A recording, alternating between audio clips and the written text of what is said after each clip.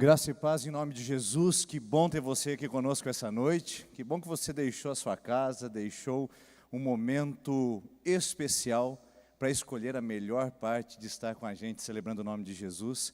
Quero dar as boas-vindas a quem acompanha a gente também pelas redes sociais, pelo YouTube, pela TV Unicesumar, pela Rádio Unicesumar. Todos são bem-vindos nesse momento de celebração, nesse lugar. Antes de nós falarmos sobre o tema das flechas, gostaria de dar alguns avisos importantes, só para você se conectar a algumas atividades que estão aí, já aquecendo os motores para o ano 2024. Primeiro, eu queria só lembrar você que é nosso tempo de adorar, que é o momento de vigília e de oração, que vai acontecer no CCV, na próxima sexta-feira da semana que vem, começa às 21 horas e nós nos encontraremos lá. Se estiver chovendo, pastor, não vai ter esse momento de oração? Tem sim, porque nós temos espaço coberto para acolher a todos lá. Esperamos que o tempo esteja bom e o teto seja próprias estrelas, para que a gente possa ter um tempo de oração, de adoração, muito marcante para o nosso coração e no início de 2024, tá bom? É na próxima sexta-feira, às 21 horas, todos são convidados a participar e nós estaremos lá no Centro de Convivência da Igreja, mais informações na secretaria. Eu quero dar um aviso especial para os psicólogos que estão aqui, ou talvez os que nos assistem e querem participar de um grupo que nós queremos formar de apoio, de ajuda. Nós queremos criar um projeto dentro da nossa comunidade que envolva atendimento emocional. Nós percebemos que o nosso mundo está adoecendo emocionalmente cada vez mais rápido e queremos ser uma igreja relevante e que também responde a esses desafios. Para isso nós precisamos de você, psicólogo, psicóloga, ou você que não está clinicando e gostaria de participar também, é o nosso convidado, a convidada, que vai ser na quinta-feira do dia 8, agora de fevereiro, às 19h30, num bate-papo, numa conversa, para nós estabelecermos alguns projetos que queremos com os psicólogos da nossa comunidade, tá bom? Se você quiser mais informações, faça contato com a Secretaria da Igreja, deixe o seu nome lá e diga, eu vou participar, para que a gente possa se preparar para receber você bem nesse dia 8, às 19h30, lá no templo da Rua Santos Dumont, tá bom? Vai ser a nossa reunião. E um aviso sobre a nossa academia bíblica, ou seja, a nossa área de estudos bíblicos, nós estamos formatando, preparando. Você ouviu nos avisos que essa semana nós liberaríamos as inscrições, mas é que nós ampliamos um pouco mais o nosso cardápio e não deu tempo de a gente deixar tudo pronto para você fazer as suas inscrições. Essa semana nós fizemos uma reunião com o Núcleo de Educação Cristã da Igreja e nós criamos 4 temas para esse módulo que vai acontecer. Nós vamos ter um estudo bíblico que vai durar 4 semanas e você vai poder escolher para fazer em 4 semanas um dos 4 temas que nós vamos ofertar para você. A partir da semana que vem eles já estarão disponíveis e você vai poder fazer a inscrição pelo aplicativo, pelo site. As vagas são limitadas por causa das salas de aula. Todos os nossos encontros vão acontecer no Colégio Objetivo aqui e você vai poder escolher ou quinta ou domingo. Já pensou que legal? Você pode escolher quinta-feira, se você tem compromisso aos finais de semana, ou pode escolher ao final de semana, se tem compromisso durante a semana à noite. Só que uma atenção, aos domingos de manhã nós teremos estrutura para o seu filho e a sua filha. Então pode chegar às 8h30 e permanecer durante todo o tempo, até o momento da celebração e também de culto com a gente. Mas na quinta-feira não, tá bom? Então só se atente a isso quando for fazer a sua inscrição, lá estará tudo registrado, mas eu só queria pedir sua atenção e que você começasse a reservar, que nós estamos ofertando mais possibilidades, para que ninguém tenha uma desculpa ou tenha um impedimento para não participar do crescimento na palavra de Deus. Serão 4 temas muito interessantes e você vai poder se inscrever em um deles para quinta ou para domingo, e nós trazemos mais informações e os temas e a abertura das inscrições na semana que vem, tá ok? Então fique atento aí a esses avisos. Vamos lá então, o último dia da nossa série de mensagens com o tema flechas. Falamos janeiro inteiro sobre isso, e eu espero que você não tenha perdido nenhum movimento, desde o 12 por 12, acompanhando ou presencialmente ou através do YouTube, até as mensagens que aconteceram desse púlpito aos domingos à noite. Eu queria que você estivesse atento e não perdesse nenhum relance, ou seja, não ficasse distraído ao que a nossa igreja viveu nesse tempo agora que tratamos como flechas. Aliás, esse é o tema dessa noite, vencendo a distração. E a pergunta é, como vencer a distração no século da desatenção, não é verdade? E eu sei que eu falo a 2 grupos de pessoas aqui nessa comunidade.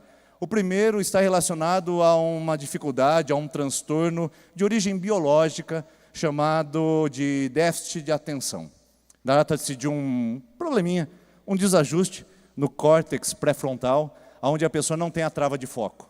Ou seja, quando ela precisa se concentrar, rapidamente ela perde a direção e se distrai com uma habilidade incrível. Ela senta para estudar, escuta o barulho do passarinho, escuta o barulho do carro, e de repente ela está pensando na música que tem o assobio de um passarinho, e de repente está pensando no carro que ela precisa comprar, mas já não está mais estudando.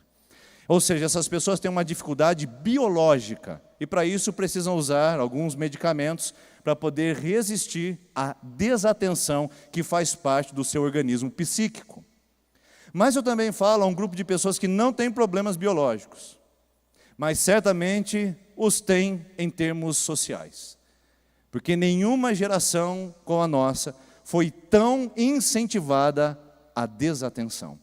Então nós temos, por um lado, pessoas que têm o déficit de atenção, e por outro lado, nós temos as pessoas que têm o desafio de atenção. Essa não é biológica, essa é social. Numa sociedade de hiperestímulo, você é estimulado o tempo todo, a cada momento, para poder não perder nenhum relance do que está acontecendo à sua volta. Estímulos. O seu celular vibra o tempo todo. As notificações te lembram da sua agenda, da mensagem, do boleto a ser pago, do e-mail que chegou, da quantidade de passos que você deu nesse dia, ou do volume do som do louvor enquanto você estava na igreja. As notificações não param um minuto, e enquanto você está aqui, você está sendo acometido de um desejo de se distrair, onde o celular no bolso, ou a próxima vibração, ou a próxima notificação no relógio, que também é smart. Aliás, deixa eu parar aqui, parece que tudo é smart, menos a gente, né? A gente está ficando emburrecido com essas coisas. Tudo no mundo técnico, ou melhor, tecno, a gente vai se conectando e de repente a gente está distraído, tentando focalizar, mesmo sem ter nenhum distúrbio psicológico em relação a isso. Quero fazer um teste com você. Qual foi a última vez que você pegou o seu celular para conferir se na sua agenda estava disponível aquele café da tarde com uma amiga que te convidou, e de repente você deu um like num feed de um amigo no Instagram, ou de um contato, e depois acabou assistindo um vídeo de receita, e compartilhando no final um link da viagem promocional que você achou na internet. E a sua amiga está esperando até hoje a retribuição ou o contato, se de fato você tinha espaço na agenda. Quantos de nós estamos distraídos nesse movimento? Porque agora nós mudamos de sociedade. Nós não somos mais a geração de abas, a geração multitarefa, que abria abas de internet uma atrás da outra e voltava a elas para tentar fazer várias tarefas ao mesmo tempo. Isso aí já passou, gente. Isso aí já ficou para trás, isso aí é fichinha para a nossa geração. Nós não somos mais a sociedade das abas, nós somos a sociedade do scrolling. A palavra scroll em inglês significa rodagem, rolagem, ou seja, aquele movimento repetitivo que pode trazer ler, e alguns já estão com sintomas de bursite nas suas juntas dos dedões, de tanto rolar a tela do celular. Elas estão hiperconectadas, hiperestimuladas, não há mais abas, você não transita de um lado ao outro, você se distrai o tempo todo naquilo. Inclusive os teóricos estão chamando isso hoje de doom scrolling. Doom significa perdição, maldição. Scrolling, rolagem. A perdição da rolagem. A perdição da rodagem da tela do nosso celular. Ou seja, quantos de nós entramos nesse movimento, entramos nesse dispositivo, e de repente nós estávamos rolando, e rolando, e rolando, numa eterna distração do que estava acontecendo ao nosso redor. Tanto é que o marketing hoje mudou de estratégia. Ele não quer mais capturar a sua atenção. Ele quer distrair você com alguma fisga, alguma isca. Não dá mais para ter a atenção de um mundo hiperestimulado. Então você joga um estímulo, captura a atenção por poucos segundos, vende o produto, leva no link, compra em um clique. Você sabe dessa estratégia ou não? A compra em um clique só, para você não ter tempo nem sequer de refletir sobre aquilo. Ou seja, antes que você perca a atenção, você tem que comprar logo. Mundo hiperestimulado. Por um lado, nós temos as pessoas aqui, eu me solidarizo com você, pessoas que têm déficit de atenção, problemas de ordem biológica e precisam de medicamentos para manter isso. Por outro, nós temos uma sociedade totalmente distraída, desatenta, e que está cometendo grandes erros na sua vida, porque perderam a capacidade de focar, de concentrar suas atenções. E isso está atacando a nossa comunidade. Isso está atacando a nossa igreja. Está atacando o nosso ser igreja e o nosso ser comunidade. É só você olhar para a sua própria vida e ver o quão distraído você anda em relação à igreja. Quantos lances você já perdeu nesse começo do ano? Quantos momentos de culto, quantos momentos de oração, quantas coisas já Deus já fez e moveu só nesse janeiro, e talvez você distraído, nem se percebeu, nem se deu conta disso ainda. Por isso que nós precisamos ainda hoje, nos nossos dias, despertar nossa atenção e saber que existem movimentos que são irremediáveis às vezes, mas nós temos que ter uma intencionalidade para recuperar o que o mundo está roubando de nós, a capacidade de concentrar na vida cristã e na vida que Deus prometeu na sua palavra para o nosso coração e para a plenitude de vida que Ele preservou e reservou para você. E esse não é um fenômeno somente momentâneo, pós-moderno. Manter o foco na vida cristã, manter o foco nas promessas de Deus, olhar atentamente para aquilo que Deus faz e para quem Deus é um movimento de muitos anos atrás, pelo menos 2 milênios. O autor da Epístola aos Hebreus, ele escreve em Hebreus capítulo 2, versículo 1, portanto, muito mais agora, devemos prestar maior atenção no que temos ouvido, para que jamais nos desviemos. Há 2000 anos atrás, sem internet, sem scrolling, sem sociedade em abas, o autor da epístola disse, é necessário prestar atenção ao que vocês têm ouvido da parte de Deus, porque quem não presta atenção, se desvia. Esse é o princípio básico para a gente conversar sobre distração hoje.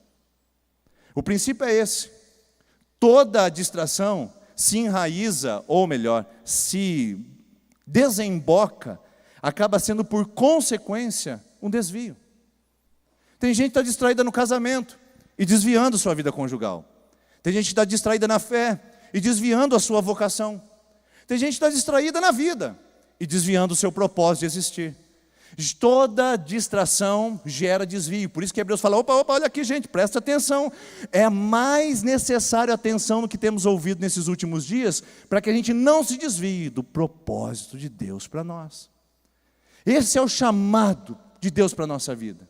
Quanta gente sofrendo com distrações exatamente agora, na sua própria vida, e está vivendo sem norte, sem direção, desatenta, distraído, alheio, alienado, sem alvo. Sem alvo. Aliás, existe um pensador bíblico, um personagem bíblico, que somente ele fez uso da palavra alvo para comparar a nossa jornada cristã. Ele pegou essa palavra, que diz que é um objetivo, uma meta, e colocou isso relacionado à nossa jornada cristã. O nome dele? Apóstolo Paulo. E a carta onde ele escreve é aos Filipenses, no capítulo 3, o versículo de número 13, que diz o seguinte: irmãos, não penso que eu mesmo já o tenha alcançado, mas uma coisa eu faço, esquecendo-me das coisas que para trás ficam, e avançando para as que estão adiante, eu prossigo para o alvo. Aí a palavrinha, está vendo? Vida cristã e alvo, a fim de ganhar o prêmio do chamado celestial em Cristo Jesus. Paulo usa esses dois termos para dizer, não fique distraído, porque quem não atinge o alvo não ganha o prêmio. Simples assim. Gente distraída se desvia do propósito, desvia do alvo. Então ele usa esse termo. A palavra alvo aqui não é alvo do arqueiro, não é alvo, aquele que a gente está acostumado, com um círculo central. Alvo aqui é aquela fita de tecido que ficava no final das corridas gregas, nos estádios helênicos. E quando o corredor olhava para aquela fita, ele dizia, esse é o meu alvo. Só recebia o prêmio quem atravessava aquela fita. Por isso que o apóstolo Paulo escreve em 1ª carta de Coríntios, capítulo 9, versículo 25. Não sabem vocês que todos que correm no estádio, nem todos levam o prêmio? Esforcem-se de tal maneira que vocês alcancem. Paulo estava chamando o povo aí para as Olimpíadas em Atenas? Não, queridos. Estava chamando o povo à jornada cristã de uma meta, de um objetivo, de um alvo, de uma concentração naquilo que Deus estava chamando para viver. E a palavra prêmio é muito interessante. A palavra prêmio significa a recompensa dada por você cumprir o seu objetivo. 500 dracmas o vencedor ganhava nos estádios gregos. Dava para viver bem um ano sem precisar trabalhar. Ele podia se alimentar do banquete do império sem nenhum custo. Camarão na moranga, sushi, sashimi, picanha na brasa, bolo de leite ninho, açaí à vontade, tudo em cima do banquete, só comendo do erário público, sem nenhuma despesa. Valia a pena correr atrás do prêmio, não valia? E mais que isso, quem atravessasse aquele tecido ganhava também a possibilidade de primeira classe em todos os eventos da Grécia. Ia no teatro, primeira classe. Ia comprar uma passagem de avião, primeira classe. Ia fazer uma viagem de jumentinho, jumentinho de primeira classe. Era coisa linda. Quem não queria ganhar esse prêmio? Paulo faz uma metáfora dizendo, a vida cristã é uma vida de objetivos. Há um alvo a ser perseguido. E esse alvo se chama Jesus Cristo. E quando nós atravessarmos e nos depararmos com a sua pessoa, nós recebemos dele a recompensa. Correr até o alvo é minha responsabilidade. A recompensa é ele quem me traz. Ou seja, é a graça de Deus que retribui graciosamente o esforço da jornada cristã. Há um alvo a ser olhado, observado, fixado na nossa vida. O problema é que muitas vezes nós despretensiosamente corremos uma jornada cristã. E somos tão displicentes ao ponto de nem olhar o alvo e nem querer o prêmio. Mais que 500 dracmas, nós temos a eternidade toda para desfrutar as riquezas onde nós vamos pisar em ruas de ouros.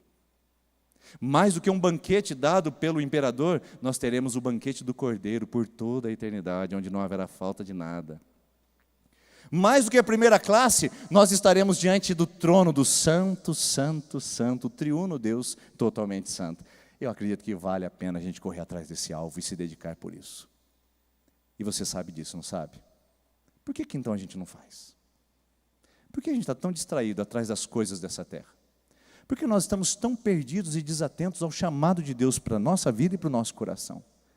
Para que correr por tantos lugares, ir para tantas frentes, e esquecemos realmente o alvo e perdemos o prêmio? Eu quero trazer uma palavra para você que essa noite muito clara. Não tem prêmio quem não atinge o alvo.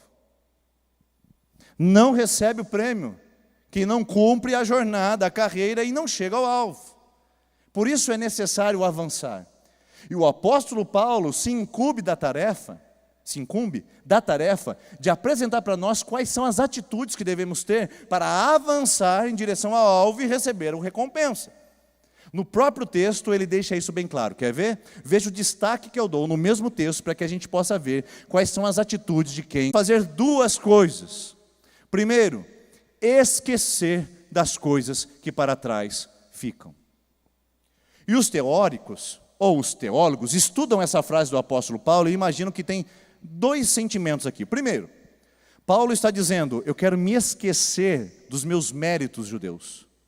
Porque a palavra de Deus diz um pouquinho antes aqui, em Filipenses capítulo 3, versículo 4, Paulo começa dizendo assim, se alguém acha que pode confiar na carne, eu ainda mais.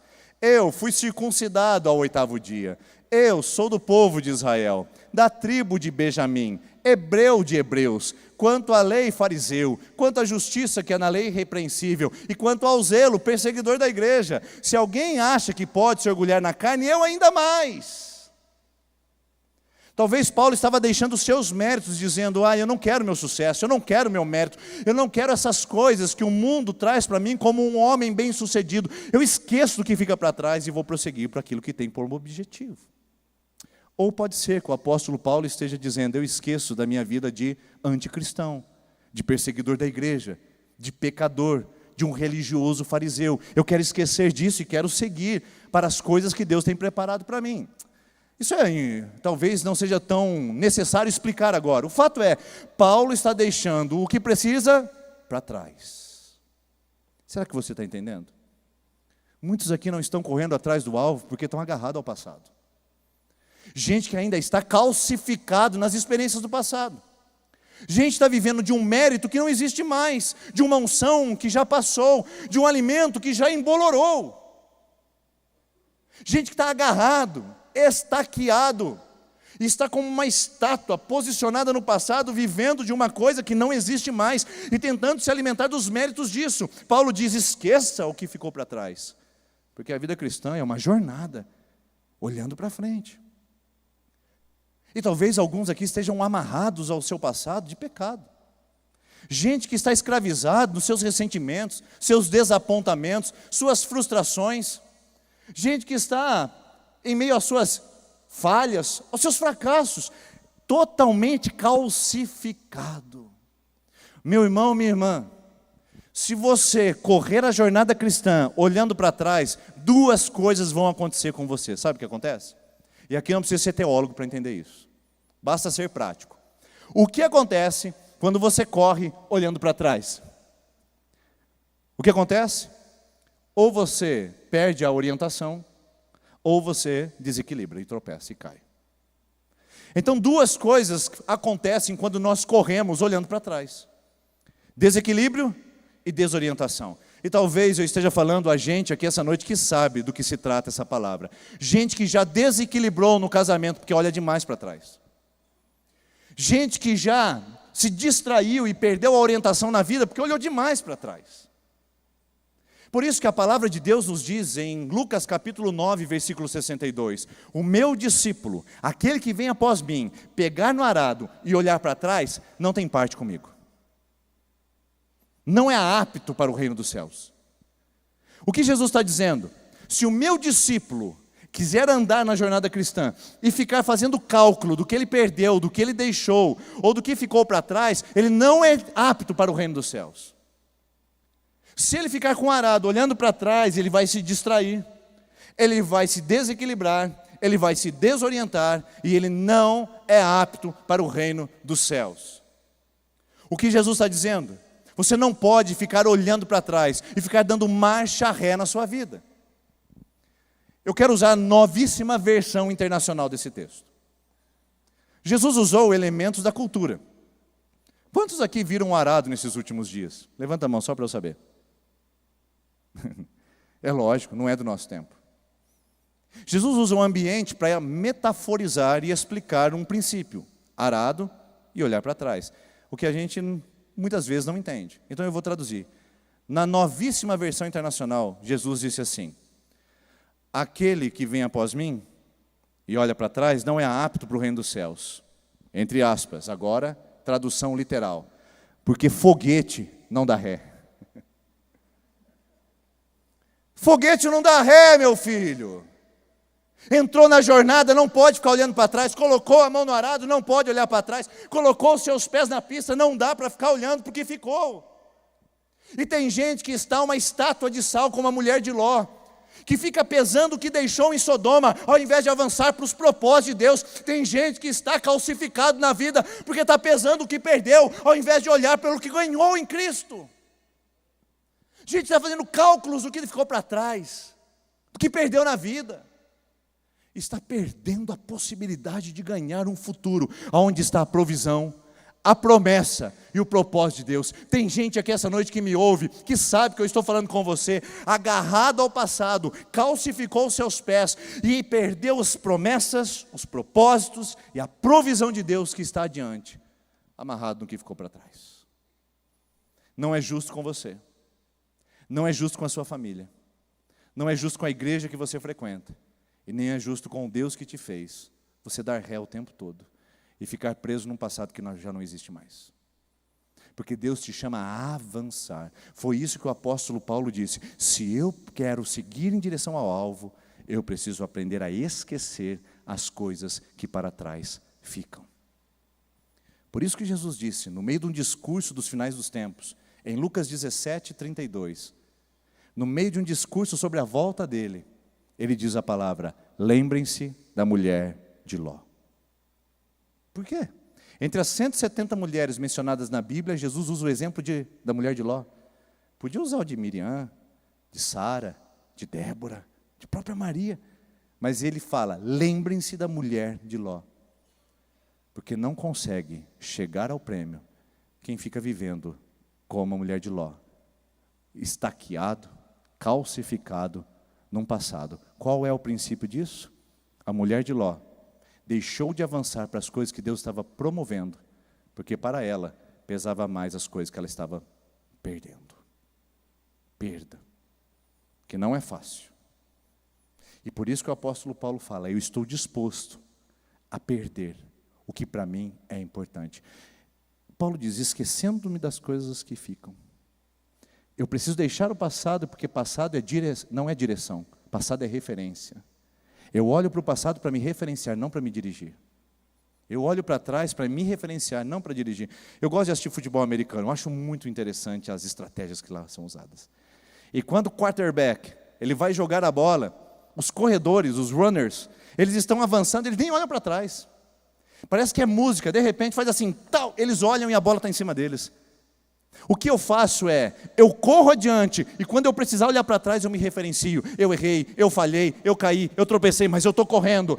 Eu tive sucesso, eu venci, eu conquistei, mas eu estou correndo. Você entendeu? Você não para de correr, você só olha para o passado para se referenciar. E ele não se torna a sua direção, se torna apenas uma referência. Mas deixar as coisas para trás é entender quais são os graus de importância que se relacionam a isso. O que de fato importa? Você está disposta a perder para avançar? Você está disposto a esquecer algumas coisas para progredir? O apóstolo Paulo estava. Então vamos voltar de novo.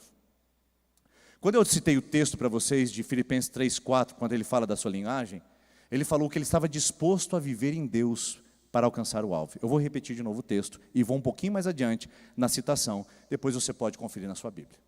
Se alguém pensa que pode confiar na carne, eu ainda mais. Circuncidado ao 8º dia, do povo de Israel, da linhagem de Benjamim, hebreu de hebreus, quanto à lei fariseu, quanto à justiça que há na lei irrepreensível, quanto ao zelo perseguidor da igreja, mas o que para mim era considerado lucro, isso eu chamei de perda por causa de Cristo. De fato, eu chamarei todas essas coisas como perda, pela sublimidade do conhecimento de Cristo, para quem eu perdi todas as coisas, e considero como esterco, como refúgio, como lixo, para ser encontrado nele, e não ter justiça própria, que procede da lei, senão da graça de Jesus sobre mim. É isso que ele diz. Ele está disposto a perder, porque ele sabe o que ele tem a ganhar. Tem muita gente que não está disposta a perder, porque sequer sabe o que tem a ganhar. Não sabe qual é o prêmio. Não sabe o que é seguir Jesus. Por isso que é tão difícil abandonar um namoro ímpio. Por isso que é tão difícil ofertar e dizimar. Porque está apegado às riquezas. É difícil ensinar pessoas que não conhecem o prêmio a correr para o alvo. É difícil, irmãos. Porque tem a ver com conhecimento de quem é Jesus. A palavra grega para conhecimento é a mesma palavra hebraica que é para intimidade. O conhecimento de Cristo é algo profundo, íntimo. É o termo hebraico yadá, que era o termo usado para Adão e Eva, na relação que eles tinham no jardim do Éden com Deus. É o profundo, é o intenso, é o escondido. E Paulo diz, eu tive esse conhecimento. Por isso fica fácil colocar as coisas que não importam no devido lugar, mesmo que elas pareçam importantes. Mesmo que elas pareçam impressionantes, eu aprendi a viver sem isso e a dizer, isso não importa, é refúgio, é esterco. Você conhece o português? No português nós temos um recurso gramatical chamado de eufemismo, que é para diminuir, atenuar a força da palavra. Por exemplo, alguém morreu, você não vai dizer, fulano morreu.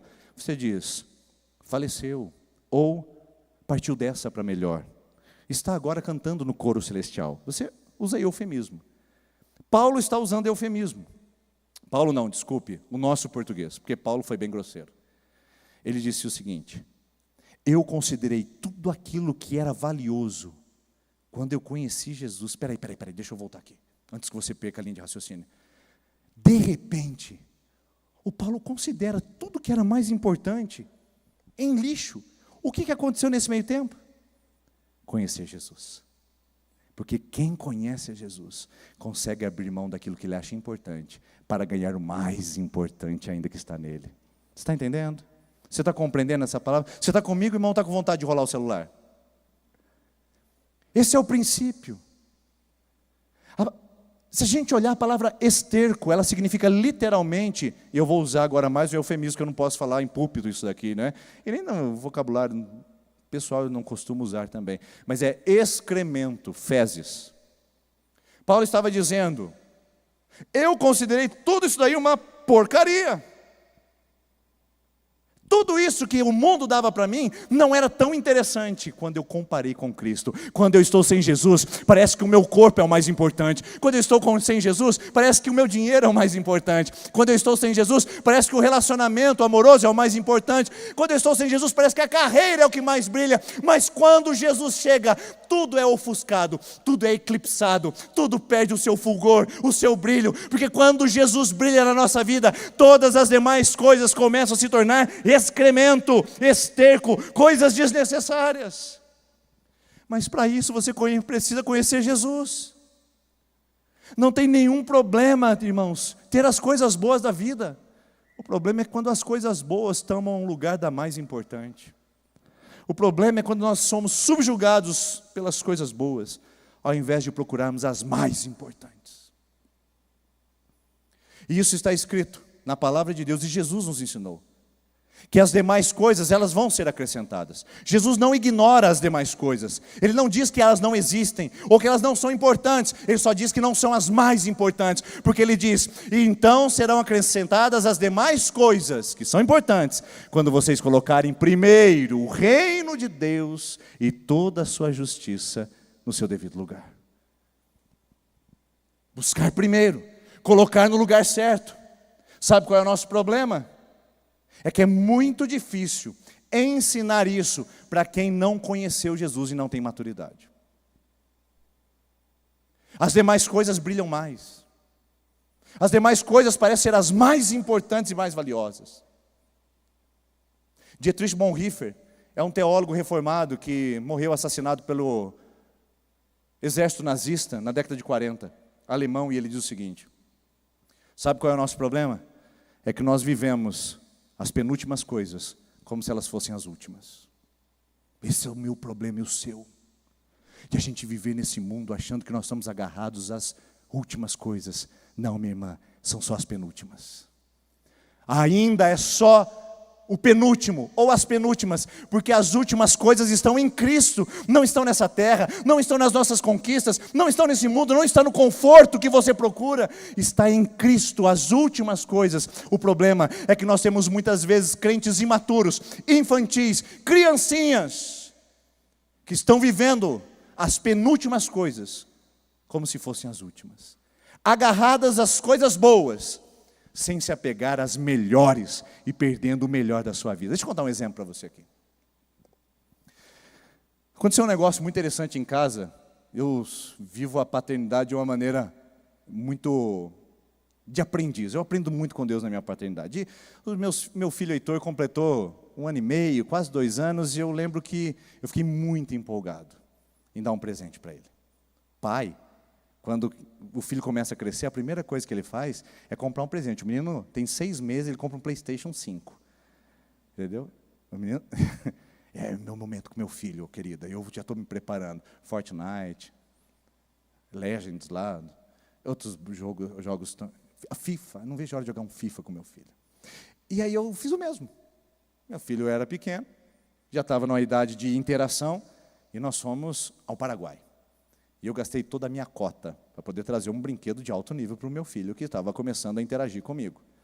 Eu lembro que eram alguns robozinhos. E nós trouxemos numa caixa bonita, grande. E aí, toda empacotada. Cheguei em casa e entreguei. Disse, isso aqui vai ser fantástico. Nós vamos moer esse controle. Vai sair fumaça do robô, de tanta gente brincar de lutinha com ele. Vai ser demais.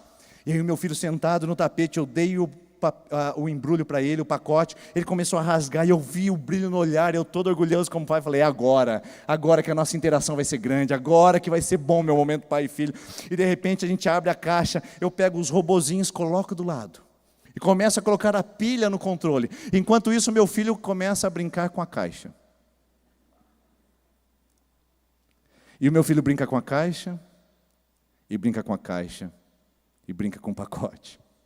E eu dizendo, filho, o robô, e ele interessado com a caixa. Filhos, vamos, filho, esse aqui é o conteúdo, esse é só a caixa. E ele ali, a questão do embrulho, do pacote, do presente. Filho, vamos aqui, esse aqui é o prêmio. Ele disse para mim, não em palavras, mas em atitudes, que ele estava mais importando com a caixa, com o pacote e com o embrulho, do que com o que eu tinha realmente comprado para ele. Você entendeu o que é maturidade cristã? É quando a gente deixa de brincar com o pacote e começa a se importar com conteúdo. Maturidade cristã é quando eu deixo de ficar encantado com o embrulho e começo a ir para aquilo que o Pai me trouxe. Deus pagou um alto preço na cruz do Calvário para você não ficar brincando de pacotinho.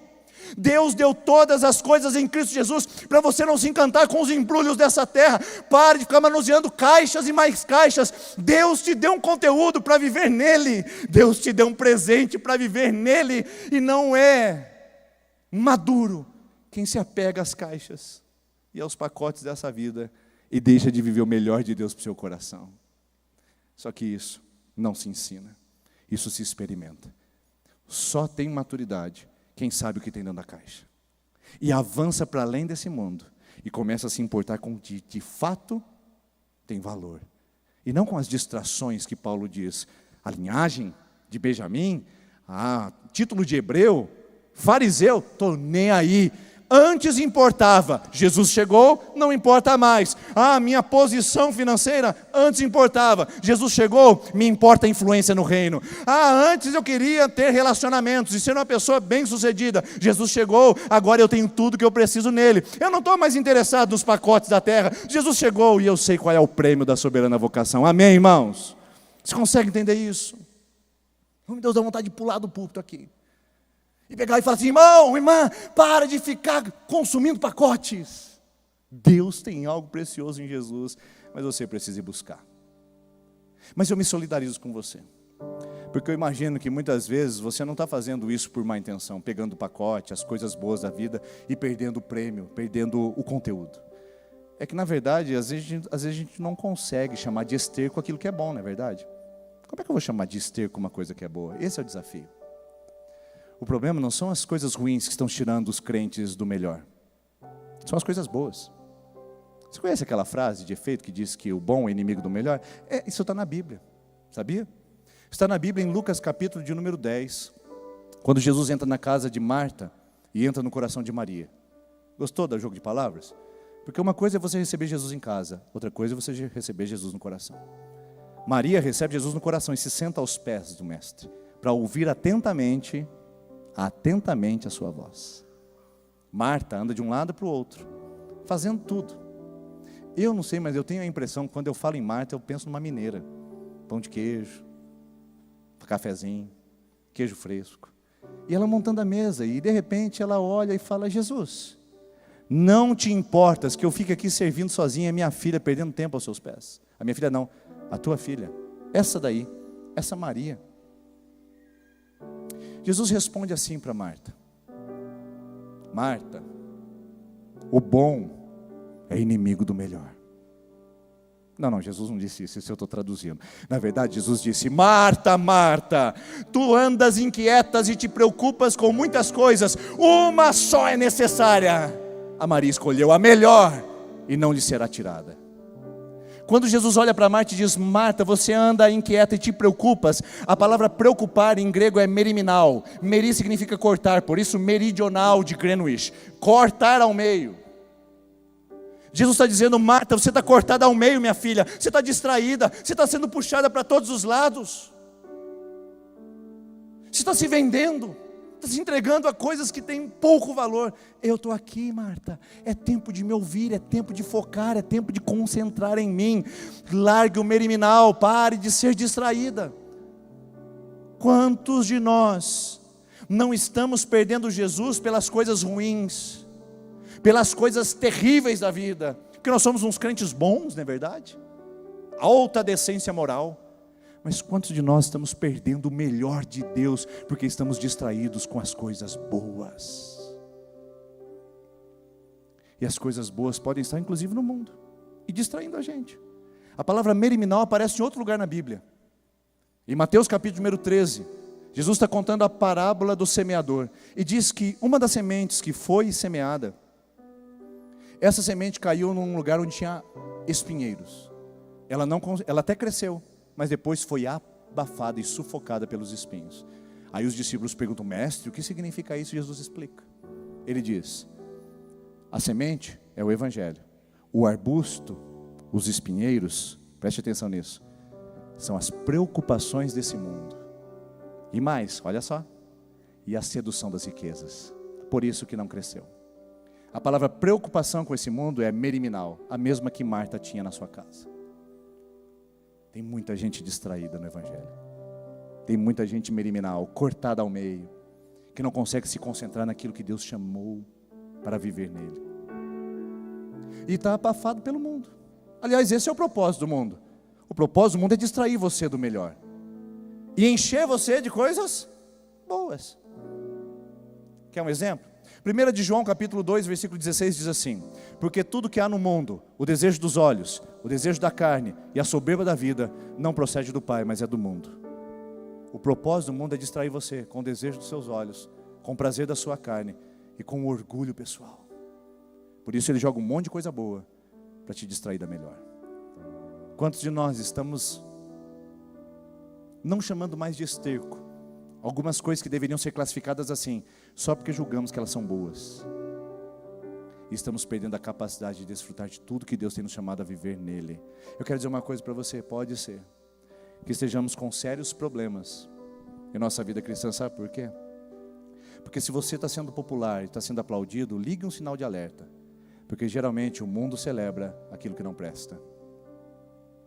Geralmente o mundo elogia e honra aquilo que não serve, porque esse é o valor desse mundo: desejo dos olhos, desejo da carne, soberba da vida. Então, se você está recebendo muitos aplausos, atenção e cuidado, pode ter alguma coisa errada aí, pode ter. O cara é um porcaria de pai, e aí ele é um profissional bem sucedido, e aí o mundo bate palma para ele: uau, esse é o cara, ele é muito bom. A melhor coisa sendo trocado pela coisa boa. O mundo geralmente aplaude o que não presta. Você já percebeu a nossa capacidade de celebrar o que é ruim? De celebrar o que não serve, o que não é permanente, o que é momentâneo? Irmãos, Paulo diz: se eu quiser avançar, eu preciso esquecer o meu passado, sair da calcificação, e preciso colocar em ordem as minhas prioridades, porque o que para mim era importante, quando Jesus entra, se torna menos, porque Ele sempre será o mais importante na minha vida. Que seja essa a nossa oração essa noite, e o nosso clamor: que as demais coisas venham, que as demais coisas sejam boas, mas nunca te roube, e que as demais coisas nunca lhe furtem o que é melhor e o que está em Deus reservado para você. Mas para finalizar, Paulo diz: eu esqueço, eu avanço e eu prossigo. Essa palavra é poderosíssima. A palavra grega é dioko.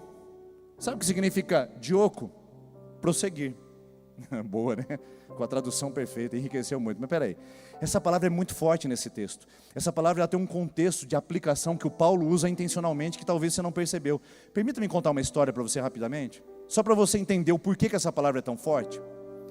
Em Atos capítulo 8, versículo 1, estão apedrejando o primeiro mártir da igreja primitiva, chamado Estevão. Pegam as roupas desse homem e depositam aos pés de um jovem que estava assistindo o martírio. O nome desse jovem é Saulo. Saulo, que se tornaria o Paulo depois do encontro com Jesus na estrada de Damasco. Em Atos capítulo 8, versículo 3, há um currículo sobre esse Saulo. Diz que ele entrava nas casas, pegava as pessoas acorrentadas, açoitava, batia, torturava e devastava, olha a palavra, devastava a igreja de Deus. Esse Paulo perseguia a igreja cristã antes de conhecer Jesus. E ele disse em Filipenses 3,6: quanto ao zelo, eu sou o quê? Perseguidor da igreja. Eu fui, ele disse. Eu tenho motivos de me orgulhar do meu passado, porque eu fui perseguidor da igreja no meu farisaísmo religioso. Sabe o que ele está dizendo aqui agora? Quando ele diz, eu fui perseguidor da igreja, sabe qual é a palavra grega que ele usa? Dioko. A palavra dioko significa perseguir ou prosseguir. Ou seja, se antes eu era um perseguidor da igreja, a partir do meu encontro com Jesus, eu sou um perseguidor dos propósitos de Deus na igreja. É uma chave que muda, é uma história que é redimida, é um passado que se transforma, é gente que ressignifica os seus propósitos. Sim, eu tenho muito do que me desonrar do meu passado, mas agora eu vou transformar e catalisar isso para a glória de Deus.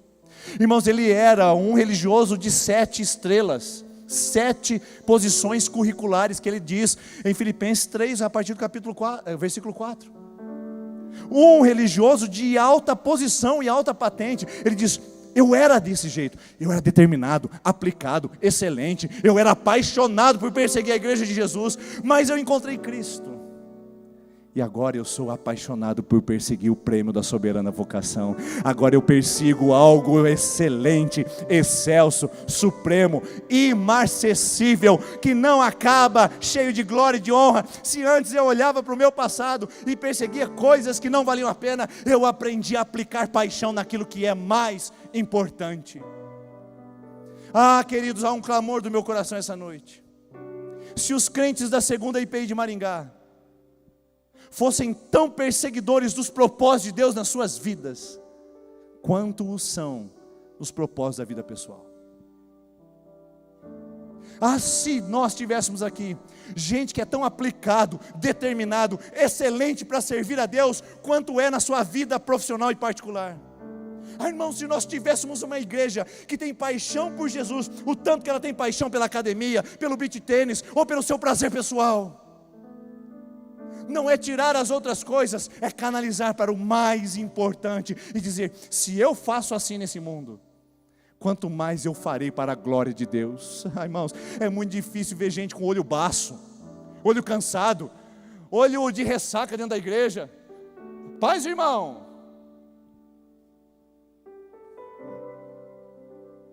Tudo bem, irmão? Tudo indo, né, pastor? Eu fico encantado aqui com os adolescentes. Eu venho aqui quase todo dia à noite, e aí eu vejo um movimento que eles ficam lá: paz, paz, paz do Senhor, paz do Senhor, paz do Senhor. Eu falo: oh meu Deus, é isso mesmo. Paz do Senhor, irmão. Vida de Deus para você, alegria de Deus para você. Talvez você ache um pastor aqui muito empolgado, muito apaixonado, com tom de voz às alturas. É só fruto da paixão, irmãos. É só fruto da empolgação. Porque eu fazia isso antes de Cristo. Porque Ele não merece o meu melhor agora nesse lugar. Gente que ao se converter perde o brilho. O cara é um devorador de empreendimento. Chega na igreja, senta no banco e não faz nada para Jesus. A pessoa é uma apaixonada pela vida. Sobe, escala, faz alpinismo, pula de bungee jump, de paraquedas, joga xadrez. A pessoa é apaixonada pela vida, mas quando vem para a igreja, está morrendo em pé. O cara tem uma vibração no dia a dia, nas conversas de casa, troca conversa, bate papo, mas chega na igreja, a unção do desespero, a unção, eu não sei como é que chama essa unção, irmãos, eu vou pensar melhor, semana que vem eu falo. É uma alegria lá fora, mas é dia de ceia. Aí o cara fala assim: vamos fazer a ceia do Senhor, chama na frente, o cara vem e faz assim: ceia do Senhor, ó vida. Irmãos, é ceia, é celebração da vida, é celebração da ressurreição, é celebração da fé, é a celebração da comunidade, é alegria, é paixão, é vibração. O cara grita para o Bolsonaro, coloca bandeira, mas chega na igreja, hora de louvar, irmão.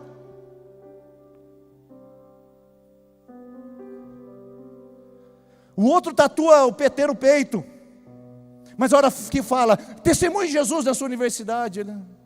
Eu não sou tão fanático assim. Irmão, como é que é essa história? Como é que essa paixão é do lado de fora e não do evangelho? Paulo diz: se eu fazia algo melhor sem Cristo, eu vou fazer algo muito melhor para Ele. Esse é o propósito de ser igreja, irmãos. É fazer com mais paixão, com mais alegria, com mais excelência. Se é para receber as pessoas do estacionamento, é com alegria. Se é para arrumar cadeira, é com paixão. Se é para tocar nesse ministério, meu Deus do céu, é para fazer com dedicação. Não é com relaxo, porque se eu faço lá fora bem feito, para Cristo eu deveria fazer muito mais. Por isso a minha empolgação essa noite aqui, irmãos. E eu quero já adiantar que talvez você vai ver aqui algumas vezes um pastor muito intempestivo, às vezes impulsivo, às vezes até apaixonado demais. Eu peço perdão, mas saiba que isso é fruto da paixão. Talvez até eu te constrange em alguns momentos, pulando de um púlpito, correndo de um lado para o outro. Mas a verdade é que quando eu fazia as coisas sem entendimento, como dançar um carnaval a noite inteira, sem saber para quem, sem saber por quê. Eu descobri que em Jesus eu posso fazer isso, eu posso celebrar a vida, celebrar a glória dEle, a presença dEle. E por que não fazer melhor para Ele do que o que eu ofereci lá no passado? Por que não ser apaixonado por Ele, como eu fui apaixonado pelas coisas desse mundo? E como elas perderam o valor à medida que eu fui conhecendo mais de Cristo. Eu lembro um dia, irmãos, e aqui eu vou encerrar, tá? Eu dei o nosso horário. Eu morava embaixo da arquibancada do Canindé em São Paulo e jogava na Portuguesa, fiquei alguns meses lá. E eu fui assistir um jogo do Corinthians, meu time do coração. E de repente, eu entrei no meio da torcida da Gaviões da Fiel. Não sei se você já teve essa experiência, mas é uma coisa alucinante. Começa mais ou menos assim. Aqui tem um bando de louco! É uma loucura. É uma coisa sem noção. E você entra naquele negócio e começa a se empolgar. Aí de repente você está com, desculpe a expressão, sangue nos olhos.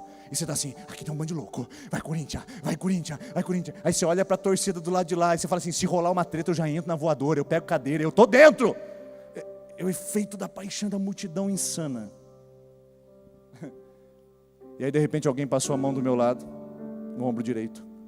O outro pegou o meu ombro esquerdo. E nós, desse jeito, na arquibancada, começamos a fazer um movimento de mantra. Repetitivo, por vários minutos. E começamos. Poropopó, popó, popó. Poropopó.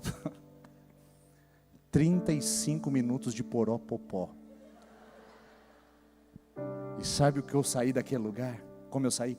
Encantado, energizado, e dizendo, uau, isso é demais, que vibração é essa? Aí eu vim para a igreja de Jesus, onde a paixão é comedida, onde a entrega é julgada, onde a paixão não pode ser explorada, onde às vezes eu não posso ser expansivo. Sabe por quê? Porque a paixão é vista como meninice, a paixão é vista como gente inferior. Irmãos, deixa eu lembrar uma coisa para você, quem externalizou a paixão foi aquela mulher com o vaso quebrado aos pés de Jesus, que por sinal era Maria, que gostava dos pés de Jesus. E sabe quem a julgava? Judas na mesa, que não está acostumado com paixão. Quem não está acostumado com paixão, julga. Quem não está acostumado com entrega do que foi antes e entrega com o que vem com Cristo, julga.